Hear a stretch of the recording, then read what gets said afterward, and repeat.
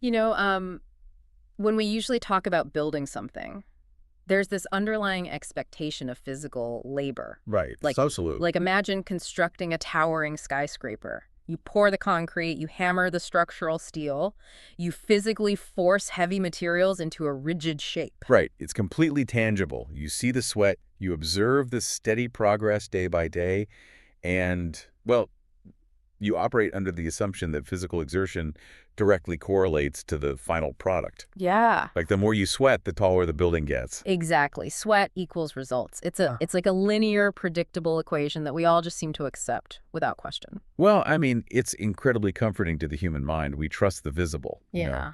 We inherently trust the grind because it gives us a sense of control. Right. But then you step into the actual architecture of human reality, and suddenly that hammer and nail approach is, well, it's completely obsolete. Yeah, it really is. So today, our mission is to explore a structural landscape that is entirely invisible and, honestly, completely counterintuitive. We're going to map out the exact mechanics of how our internal states, like our unconditioned awareness, our emotional resonance, and our physiological energy, literally construct the physical environment we walk through every single day. And I want to be clear, this isn't some abstract poetic philosophy. We are talking about direct, objective truths regarding human biology and the physics of consciousness. Right. We are moving way beyond the surface level advice of simply working harder or grinding it out. Yeah, please. We're going to examine the fundamental mechanical reality of how a human being actually operates as a biological generator, literally projecting and materializing their external circumstances. I love that. Let's make this real for you, the listener. Picture a universal struggle, something you have likely faced yourself. Oh, You are relentlessly pursuing a massive goal. Perhaps you're attempting to heal a lingering physical ailment that just won't go away. Or, I don't know, maybe you are trying to attract a fulfilling, deeply connected relationship after a string of heartbreaks. or perhaps chasing professional mastery, Mhm. trying to reach that absolute pinnacle of your career and secure the financial freedom you've always wanted. Right. And naturally, you are bringing the hammer and nails to this invisible architecture. You absolutely are. You're putting in an endless tide of grueling hours, Yeah. staying up incredibly late, staring at a glowing screen, and waking up before the dawn even breaks. You are standing in front of your bathroom mirror, repeating positive words and success affirmations until your voice literally goes hoarse. Oh, man, we've all been there. Right. You are striving with this unwavering, almost desperate determination, attempting to practically bend reality to your will through sheer brute force. Basically trying to command the physical universe through your own physical exhaustion. Pres- But here is the agonizing frustration. Despite doing everything right according to the standard societal blueprint, you feel completely stuck. Mm. The words you're repeating ring entirely hollow in your chest. The results remain utterly stagnant. And worse, your physical form is buckling under the tremendous pressure of all this forced action. It takes a huge toll. It really does. Yeah. Your back aches, your sleep is terrible, your mind is racing. Which brings us to this maddening paradox. Why does immense, grueling effort so often actively repel the very thing we desperately desire? Because the effort itself is a biological and energetic signal, Yeah. and it is sending the exact wrong frequency out into your environment. Okay, let's unpack this because this challenges almost everything we were taught from the dawn of our life cycle. We are raised on the idea of the struggle. We really are. So we need to look at the energetic weight of what we are actually doing when we push that hard. You talk about the density of force. What does that actually mean on a mechanical level? Well, let's examine the energetic architecture of efforting. When we try to control outcomes, when we attempt to forcefully bend reality into a specific shape, we are not actually in a state of creation. We aren't. No, we are in a state of resistance. We generate a profound state of energetic density within our own biological suit. Density, like a literal heavyweight in the chest. Yes, it manifests physically. Yeah. This state is characterized by geometric rigidity. It is a heavy, structural striving. Wow. Think of the physical mechanics of it. You're clenching your fists, tightening your jaw, restricting your breathing. You are operating from a fundamental underlying premise that the thing you want is separate from you, Right. that it's incredibly difficult to obtain, Yeah. that it must be conquered. That underlying belief, the feeling of separation and difficulty, emits a heavy, dense frequency. So the very act of trying hard is broadcasting a message that says, I don't have this and it's really hard to get. And that density isn't just an abstract concept hovering in the air. It takes a massive physical toll on the body. We are talking about a biological scorecard. Well, the physical form acts as a flawless, unwavering record keeper. It silently tallies the damage inflicted by that unconscious, relentless striving. Yeah. When you operate in a state of dense effort, you are quite literally flooding your nervous system with stress chemistry. You are activating the sympathetic nervous system, the fight or flight response. So you are basically telling your body it's under attack. Precisely. You are pumping out an endless tide of cortisol and adrenaline. You're demanding that your biology sustain a state of perpetual emergency. That sounds exhausting. It is. Blood flow is routed away from your digestive and immune systems and sent to your extremities because your body thinks you need to run from a predator. But the predator is just your own desire for success. But wait, society praises us for that emergency state. Oh, constantly. Over the passage of eras, we have entirely glorified the rat race. We romanticize the burning of the midnight oil. If you aren't stressed, people assume you aren't working hard enough. Right. We are deeply conditioned to believe that success is only valid, that we only truly deserve the reward if it requires immense suffering, sacrifice, and physical degradation. Which is a tragic misunderstanding of how human potential actually functions. Hmm. I mean, why do we demand a sacrifice of our own biology to feel worthy of an outcome? It makes no sense when you put it like that. The human body breaks down under this model because the organism was not designed to harbor continuous rigid resistance against the flow of existence. It burns out the adrenal glands. It exhausts the immune system. Which brings up the obvious alternative. If we drop the hammer and stop forcing it, what are we supposed to do? Right. We're talking about shifting from the density of force into the frequencies of ease. Mm. But I want to be very careful here, because when people hear ease, they think of lounging on a beach. Yeah, they do. Ease is not inaction, right? It isn't just sitting on a couch waiting for the sky to magically rain down money and perfect relationships. Not at all. That is a very common misinterpretation. Ease is highly active, but it operates on a completely different biological and energetic bandwidth. Okay. Ease is operating on luminous frequencies. It is characterized by absolute flow, by profound internal harmony, and by a deep, unshakable internal knowing. I like that word flow. It implies movement, but without the friction. That is the perfect way to describe it. It's moving through your physical actions with the absolute certainty that an assumed reality must eventually harden into fact. Wow. You still take action, you still engage with the world, you still have meetings and do the work, but the friction is gone. The underlying emotional engine driving your action is a profound comfort and certainty, not a desperate panic striving. I look at it this way, and tell me if this analogy holds up. It's the difference between trying to paddle a small wooden boat upstream against an endless tide of rushing, violent water. Okay. You're sweating, your muscles are tearing, you are exhausted, and you are barely moving an inch. That is effort. That is the density of force. A very apt description of how most people navigate their careers, honestly. Right. But ease.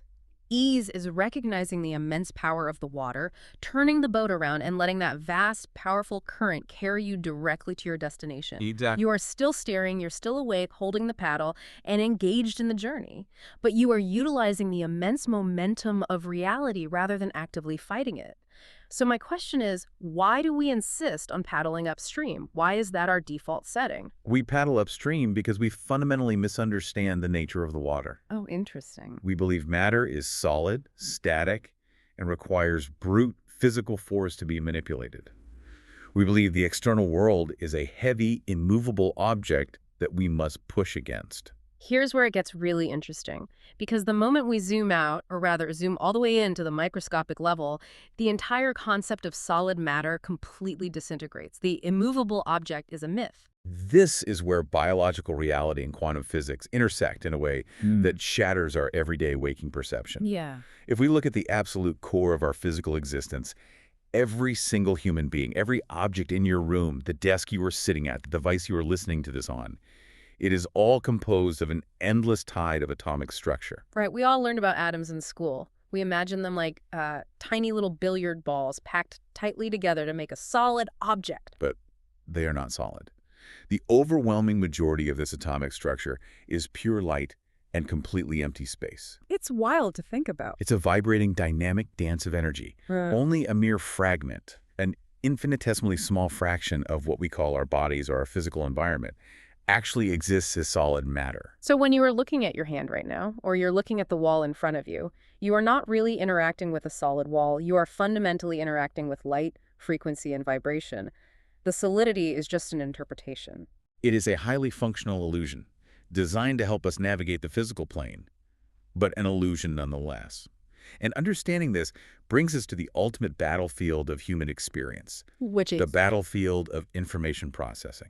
How so? Like, what do you mean by that? Well, consider the physical brain. It is locked away inside the heavy vault of the skull. It is encased in total absolute darkness. It has no direct physical contact with the outside world. Sure. It doesn't see light. It doesn't hear sound. It relies entirely on electrical signals sent from our sensory organs, our eyes, ears, skin, to construct a projection of what we experience as reality. So the brain is essentially sitting in a dark, silent room trying to piece together a massive puzzle based on a few scattered electrical clues being slid under the door. That is exactly it. But the sheer volume of clues being slid under that door is staggering. Millions of bits of sensory data every second. And there's a massive discrepancy in how those clues are processed by the different parts of our mind. Conscious thought, the part of you that is actively thinking, reasoning, analyzing, and talking to yourself, processes information like a solitary spark. Very limited. It is slow, methodical, and highly limited in its bandwidth. Yeah, it can only handle a few things at a time. Like trying to remember a phone number while someone is talking to you, it gets easily overwhelmed. Precisely. While the conscious mind acts like a solitary spark, the unconscious nervous system processes information like a vast roaring constellation. Mm-hmm. It is absorbing millions upon millions of data points continuously, silently, without ever asking for your conscious permission. It is regulating your heartbeat, your digestion, balancing your temperature, and scanning the environment for threats, all simultaneously. So it's a massive processing mismatch. A profound one. When you have a solitary spark of conscious thought, let's say, single positive affirmation, arguing against the vast, roaring constellation of your unconscious nervous system, the unconscious mind will win the battle every single time. Okay, wait. Let me push back or at least ask for some mechanical clarity here. Sure. If the unconscious is processing a roaring constellation of data, millions of bits of information every second, why aren't we just paralyzed? Like, why doesn't our brain just crash from the sheer volume of reality? How do we even function in a room without being overwhelmed by every single sound, temperature shift, and visual detail? Because of a brilliant piece of biology, the brain's ultimate filtering mechanism. Structurally, we are talking about a network of neurons located in the brainstem. Okay. This system acts as the absolute ruthless gatekeeper of your reality.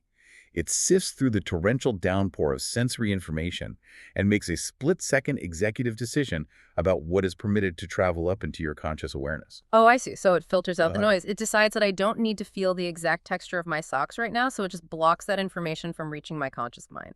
Exactly. Yeah. It protects your conscious mind from being overwhelmed. But the critical, world-changing insight is understanding how this filter decides what is noise and what is a vital signal. Let me guess. It doesn't take its orders from our logic. No, it does not. This filtering mechanism does not take its orders from your logical, analytical thoughts. It certainly does not take its orders from the positive words you speak aloud. Right. It takes its direct, unalterable orders from your feelings. Your emotional state is the code that programs the filter. This is a huge point. Your emotional resonance is literally programming the search engine of your mind. It is the algorithm of your reality. Let's look at the classic new vehicle phenomenon to illustrate this. We've all experienced a variation of this in our life. Oh, yeah. You decide to acquire a specific new vehicle. The moment you make that decision and go interact with the vehicle, a profound emotional transaction occurs. Right. You get in for the test drive, you feel the physical texture of the steering wheel, you inhale the specific, distinct scent of the new interior, you feel the acceleration pressing you back into the seat. You're flooded with an emotional state of ownership, excitement, status, or pride. The feeling is strong and tangible. And then, miraculously, what happens the very next day? You drive down the street in your old car, and suddenly you see this exact, identical new vehicle everywhere in your environment. Everywhere. They are at every intersection. They're parked in the lot in your office. Yeah. They are passing you on the highway. It feels like a glitch in the Matrix. Like, were those vehicles magically airdropped into the city overnight just to mess with you? Of course not. They were always there. They were existing in your physical environment the week prior, the month prior. Yeah. But your filtering system, your brainstem previously deemed them irrelevant to your survival or your emotional state. Wow. So it literally blinded your conscious mind to their existence. They hit your retina, but the signal was stopped at the gate. The moment your emotional filter shifted, the moment you attached a deeply felt resonance of excitement and ownership to that specific object, your filter unlocked your ability to perceive them. It let the signal through. That is fascinating, but also, honestly, a little terrifying if we aren't paying attention. It is. Because if this ultimate filtering system obeys our internal feelings, then what happens when we engage in those empty, forceful affirmations we talked about earlier? Let's say a person stands in the mirror and repeats words of immense wealth or perfect health, trying to paddle upstream. Right. But deep down, in their core, their actual feeling is anchored in lack, desperation, and the dense effort of trying to escape their current situation. What is the filter doing then? The filtering system executes its programming flawlessly, as it always does. It ignores the spoken words. It reads the underlying feeling of lack. It reads the feeling of desperate, impossible effort. And so it meticulously filters out any visual, auditory, or intuitive information that contradicts that feeling. Wow, so it literally blinds you to the opportunities that could bring the exact success you are verbally asking for. Yes. It will render the solution completely invisible to you. You could have the exact right person standing next to you in an elevator, holding the exact opportunity, connection, or knowledge you need to change your life, and you will not perceive it. You just ignore them. You won't strike up the conversation. You won't notice the logo on their shirt. Your emotional filter is dedicated to proving your underlying negative feelings correct. The filter's job is to validate the dominant feeling, preserving the consistency of your internal reality. So the words we speak are just static noise if the feeling doesn't match. The feeling is the actual code. Exactly. And if we want to understand the true magnitude of this code, we have to move out of the brain entirely. We have to stop thinking about neuroscience for a second and travel down into the chest. This is where we transition from neurology to the broader physics of the human body. If we connect this to the bigger picture of our physiology, we encounter pioneering biological findings that completely upend our traditional understanding of human power. Yeah. For a long time, the scientific paradigm viewed the brain as the ultimate, supreme command center of the organism. But physiological truths reveal a much different hierarchy of power. We are talking about the heart, and I want to be super clear for the listener. We are not talking about the poetic, metaphorical heart of romance and poetry. We are talking about the literal, biological, blood-pumping organ in your chest. We are talking about the myocardium. The biological reality is that the human heart generates an electrical and magnetic field with a magnitude that eclipses the brain's output entirely. Hold on, let's break that down mechanically. How does a beating muscle generate a magnetic field? Well, it comes down to the principles of electromagnetism. The heart functions through electrical impulses. The sinoatrial node fires an electrical signal that cascades through the heart muscle, causing it to contract. Okay. Whenever you have an electrical current moving, it naturally generates a magnetic field around it. That is a basic law of physics. But what is astounding is the sheer scale. The magnitude of the electrical signal generated by the heart is vastly stronger than the electrical signals generated by the brain. That's incredible. Consequently, the sheer power of the magnetic field radiating out from the human heart absolutely dwarfs the energetic signature of the brain. It can be measured extending several feet outside of the physical body. That is a staggering realization. We spend our entire lives trying to think our way into a new reality. We try to use our brain to solve everything, analyze everything, outsmart our problems, and we are essentially using the weaker organ. We're using a small, handheld flashlight to navigate the dark when we have a blazing sun available to us in the center of our chest. Wow. This brings us to the exact mechanical formula of how reality is drawn to an individual. The physical circumstances you experience are drawn to you through a highly specific combination of forces. The electrical and the magnetic. Correct. The thoughts acting in your brain, the specific ideas, the clear images, the visual goals represent the electrical signal. That is the broadcast being sent out into the energetic field of your environment. It provides the specific direction. It's the coordinates on the GPS. But the electrical signal alone, the thought alone, isn't enough to move the car. No, it is not. The feelings radiating from the immense electromagnetic field of the heart act as the magnetic pulling force. The brain sends the specific signal out, but the heart acts as the gravitational magnet that actually draws the corresponding physical event back into the individual's experience. Thought is the steering wheel, but feeling is the engine. A perfect summary. Yeah. And the power of that magnetic engine cannot be overstated. It operates continuously. It never turns off. It is projecting a field of resonance entirely independent of your spoken words or your conscious thoughts. Let's explore the practical, everyday implications of this because it radically changes how we interact with every single person we meet. Imagine you are a listener right now walking into a room for a highly critical meeting. Hmm. Maybe it is a life-changing job interview, a massive pitch to investors, or a crucial negotiation. You've prepared your notes, you have memorized your talking points, your suit is perfect, and you are repeating positive thoughts in your mind. I am going to crush this. I am the best. But the energy precedes the action. The magnetic field arrives before the physical body does. Oh, yes. Because if that magnetic field extends outside your body, your energetic field literally walks through the door of that boardroom before your physical suit even crosses the threshold. Absolutely. And the people sitting at that table, the people judging you, they're not just observing your nice suit or listening to your carefully rehearsed words. They are unconscious receivers. Yeah. Their own nervous systems are constantly scanning the environment, and they immediately biologically interact with your magnetic field. And they feel it. If your conscious mind is repeating, I am confident, I am the absolute best choice for this, but your heart is vibrating with the dense magnetic frequency of terror, unworthiness, and desperation, the people in the room will respond to the terror. They will unconsciously disregard the electrical signal of your forced positive thoughts, and they will react entirely to the magnetic resonance of your actual underlying feelings. Exactly. They will feel uneasy around you. They will feel a lack of trust. They won't know why, logically. If you ask them, they might say, I just didn't get a good vibe from them. But their biology is quite literally reading your biology. This is precisely why we so often stumble in those high-stakes moments, why we suddenly can't seem to articulate our thoughts clearly when we are desperate for a specific outcome. Yeah, that makes so much sense. The heavy feeling of inadequacy is completely overpowering the fragile thought of success. And reality, in this case the people in the room, is simply reflecting that dominant frequency back to us. I want you, the listener, to deeply consider a personal scenario for a moment. Have you ever possessed a profound gut feeling of absolute certainty? A moment in your life where you just knew, without a single shred of logical proof, without any evidence in the physical world, that something was going to work out perfectly. Maybe it was finding a house, getting a job, or meeting someone. You just had this unshakable peace about it. And then you watched it effortlessly materialize in front of you without the grind. We have all experienced those flashes of profound, quiet knowing. What is mechanically happening in that moment? Why does that happen so effortlessly while other things we want, things we work 10 times harder for, are such a brutal struggle? What you're describing is the rare and beautiful occurrence of perfect internal alignment.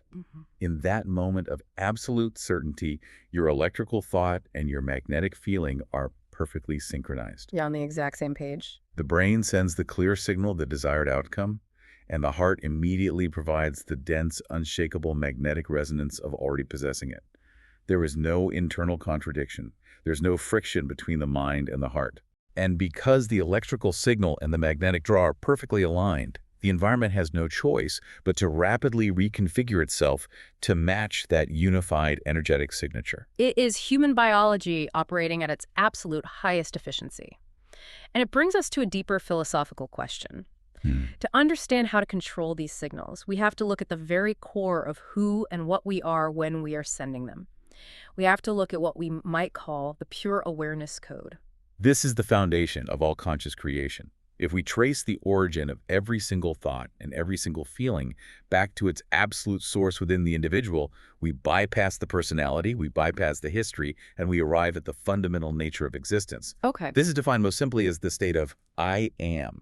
I am. Two of the most potent words a human being can possibly utter. But it is so much more than just a spoken phrase. I am represents pure, unconditioned awareness. It is a state of existence entirely free of definitions, free of boundaries, free of history, and free of labels. It is a universal energy operating through every single biological form on this planet. Think of it as the blank canvas of consciousness before a single drop of paint is ever applied. And the paint we apply to that canvas is the label. Yes. And this is exactly how our individual reality is built, piece by piece, day by day. You start with the infinite potential of pure awareness, the unconditioned I am. Mm. But the moment you append a label to that awareness, the moment you declare with deep feeling, I am wealthy, or I am hopelessly sick, or I am profoundly unloved, or I am undeniably powerful, you are making a catastrophic or miraculous choice. You are taking pure, infinite, formless potential and you are forcing it to wear a very specific restrictive costume. A costume is the perfect analogy. You are clothing your limitless consciousness in a finite identity. And here's where the mechanics of reality become incredibly ruthless. Ruthless how? Well, once that costume is applied through the magnetic resonance of your feeling, your internal subconscious command center immediately takes over. And we have to understand that the subconscious mind is a completely blind builder. It possesses no reasoning faculties whatsoever. It does not possess a moral compass to judge whether the costume you have chosen is healthy for you or destructive. Right. It does not analyze whether the identity is realistic based on your current physical bank account or medical records. It absolutely never questions whether you deserve the costume. It just takes the order. Like a foreman on a construction site who doesn't care what the building looks like, he just reads the blueprint and starts pouring concrete. It acts as an obedient, unyielding machine. It simply reads the emotional resonance behind the label you have attached to your I am, and it accepts that resonance as its unalterable, absolute operating instructions. So it just bills whatever you feel. Yes.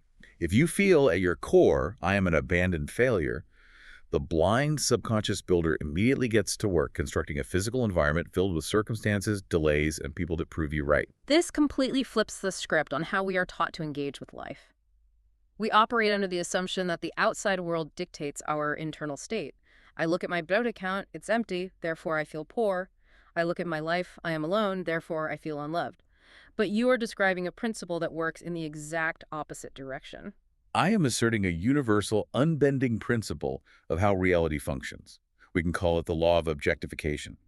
This law states that the felt internal impression must always, without exception, precede the visible external expression. The internal feeling actually builds the physical reality. It's not a reaction, it's the cause. Our physical environment, the mundane circumstances of our days, the quality of our encounters with others, it is nothing more than our consciousness objectified. It is our internal state pushed out onto the screen of space. But we are so deeply, erroneously conditioned to look to the outside world for proof first. Yes, we are. We literally say to ourselves, I will finally feel successful when the bank account reflects the number I want. I will finally feel loved and secure when the perfect person is standing next to me. I will feel healthy and relieved when the physical symptoms vanish. And that is the perpetual trap of the human experience. You are standing in front of a mirror, demanding that the reflection smile before you do. Oh, that's a brilliant way to put it. It is physically impossible. The mirror can only reflect what is already happening. You must reverse the sequence entirely. The visible expression in your life is merely the echo of the felt impression within your heart. If you sit around waiting for the echo to somehow create the original sound, you will be waiting in silence for an eternity. Okay, this is profound, but let's make it actionable. Because if we accept this, if we recognize that we must generate the internal feeling before the external reality exists, how do we actually do that? Because a person listening right now might be in a physical environment that is incredibly stressful. Their reality is actively reflecting lack, pain, or chaos. Their conscious mind is looking around saying, this is awful. How do they implant a new positive impression when their current reality is screaming the exact opposite at them? It is difficult to fight the conscious mind when it is fully awake and alert, scanning a stressful environment. So we don't fight it, we bypass it. Bypass it. We must utilize the specific periods of the day where the conscious mind, that analytical part that argues, doubts, and says this is impossible, is naturally weakened by biology. We focus on the bookends of the day. The twilight states, the moments immediately upon waking, right before the rush and stress of the day begins, and the moments just before falling asleep, when the physical body is heavy and surrendering to rest. During these critical transition periods, a profound physiological shift occurs in the brain. Throughout the active day, you are generally in a beta brainwave state, The busy state. highly alert, analytical, and focused on the external world. It is the state of separation and survival. But as you transition into sleep, or just emerge from it, your brain waves slow down. You move from beta down into alpha and eventually into the theta state. And what happens to the mind in alpha and theta? The protective gatekeeper of the conscious mind essentially steps away from its post. The analytical filter that constantly references your past failures and your current limitations powers down. The gate is left wide open. And the subconscious mind, that blind builder we discussed, is left entirely exposed. It becomes highly suggestible and wide open to direct programming. This is the optimal biological window for restructuring the architecture of your reality. Let's really unpack the technique here because the exact method of embodiment is crucial. People hear this and think, okay, as I fall asleep, I'll just daydream about being rich. But it isn't just passive daydreaming, is it? No, daydreaming is passive observation, and it rarely changes the energetic baseline. The technique of embodiment requires active, sensory participation in an unseen reality. You must intentionally construct an internal sensory scene of the reality you desire. But the most critical error people make, the reason their visualizations fail, is that they observe themselves in the scene from a third-person perspective, as if they are sitting in a theater watching a movie of their own life on a screen. They see their own face in the visualization. Yes, and that is a fatal flaw in the programming. When you see your own face, you are implying separation. That tells the subconscious builder, this wonderful thing is happening to someone else over there, outside of me. That makes total sense. To successfully program the blind builder, you must be inside the biological suit within the imagined scene. You must look out through your own eyes. So if the desired reality is, say, absolute financial freedom and success, you don't watch a movie of yourself sitting at a luxurious restaurant celebrating from across the room. No. You construct the scene from the first-person perspective. You feel the physical weight of the heavy silver cutlery in your own hand. Oh, You feel the specific texture of the linen tablecloth under your own fingertips. You hear the ambient low murmur of the restaurant environment around you. You taste the food. You make it sensory. And most importantly, you generate the absolute, profound emotional relief of the wish fulfilled. you generate the magnetic feeling that it is already done. The struggle is over. You inhabit the costume before it physically exists. And here is the beautiful, merciful part about this biological mechanism. It does not require hours of agonizing, perfectly focused meditation. Which is a relief because most people's minds wander after 30 seconds. The subconscious mind is highly responsive to intensity, not duration. It does not require endurance. It requires authenticity of feeling. Even a fleeting sliver, a solitary spark of genuine, relaxed feeling absorbed by the subconscious mind during this open alpha or theta twilight state is enough to rewrite the code. A solitary spark. If that spark carries the true, heavy, magnetic resonance of the fulfilled desire, the subconscious will instantly accept the new blueprint. It will take that spark and initiate the restructuring of your external reality to match it. It is the quality of the impression, not the duration of the effort. I compare this to the art of planting. It's like carefully holding a single, incredibly potent seed. You don't need a million seeds, just one good one. You wait for the exact right moment and you place it into incredibly fertile, perfectly prepared soil right before a heavy, nourishing rain comes. The twilight state, that theta brainwave state, is the incredibly fertile soil. Yes. The relaxation of your body is the rain. The biological conditions are perfectly optimized for incredibly rapid growth, provided the correct seed, the correct feeling is planted. But we must also acknowledge the inverse. If you go to sleep feeling anxious, replaying the arguments of the day, feeling desperate for money, you are planting a seed of desperation in that same fertile soil. And the blind builder will grow that reality just as fast. Which brings up a difficult, almost painful truth we have to face. If we are such incredibly powerful creators, if our biology is perfectly designed to manifest our internal state, why are our fields so full of weeds? It's a great question. Where did these dense, restrictive feelings of lack and unworthiness originate? Because no one consciously, logically chooses to plant seeds of limitation. No one wakes up and says, I'd like to feel like a failure today. To understand that, we have to examine the dawn of our conditioning. We have to look at how we absorb the initial blueprints of our reality before we even knew we were the ones building it. We're talking about childhood. Yes. During the dawn of our life cycle, our brains are biologically functioning almost entirely in those highly suggestible theta and alpha states.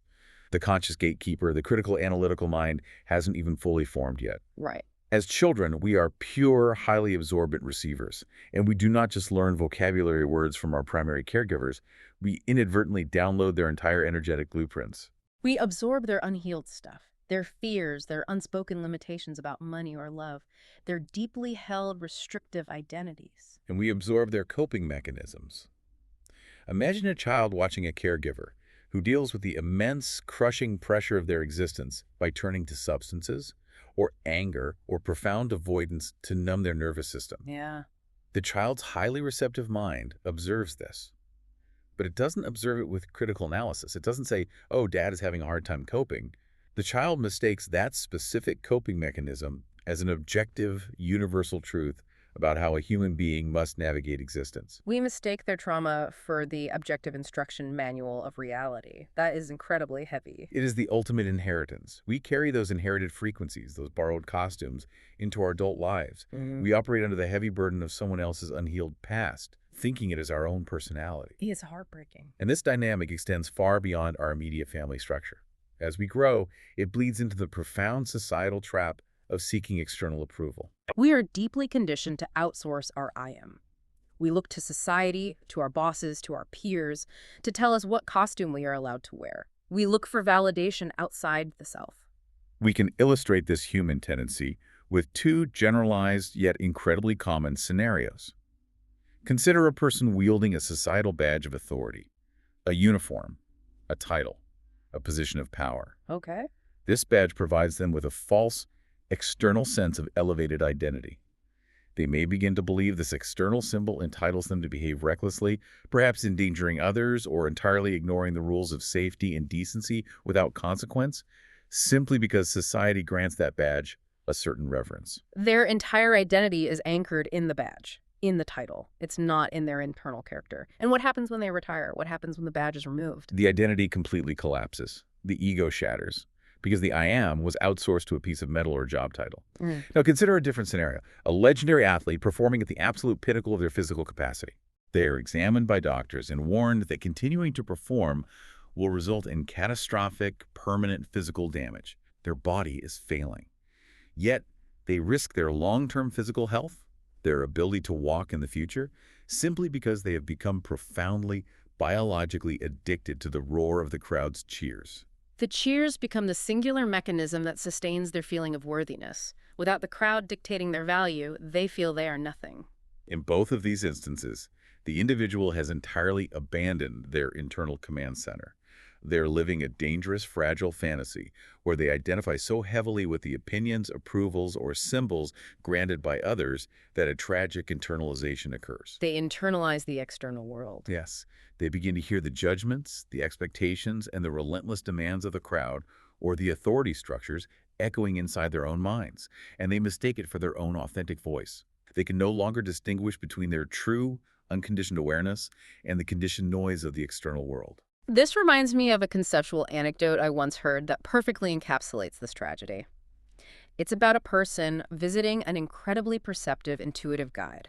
The individual walks in, carrying all their stress, the failures, their smallness, but the guide sits across from them, mentally bypasses all the societal costumes, ignores the person's complaints, and looks directly at the individual's core energy. Wow. And the guide sees a vast, undeniably massive potential. They see this person standing powerfully on a grand stage, commanding their reality with effortless grace, radiating absolute authority over their own life. A vision of their true, unconditioned state. Oh. But the individual cannot see it. Not at all. That potential, that true magnitude, is buried so extraordinarily deep within the recesses of their own conditioned mind.